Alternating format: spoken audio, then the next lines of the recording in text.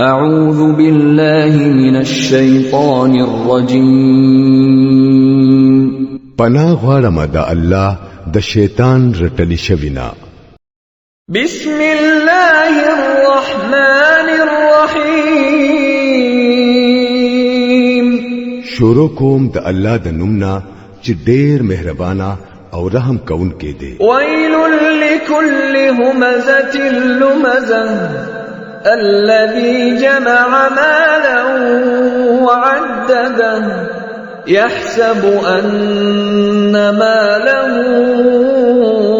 أخلده تباہی د هر هغه سړي د پاره چې مخامخ په خلکو باندې د عیب لګولو او پشیشا د بد ویلو عادت جوړ شوی دی چې هغه مال جمع کړو او پشمار شماري کې خودو هغه دا خیال کوي چې دا مال با همیشه داغ سره وي کلا لينبذن في الحطمة وما أدراك ما الحطمة نار الله الموقدة التي تطلع على الأفئدة إنها عليهم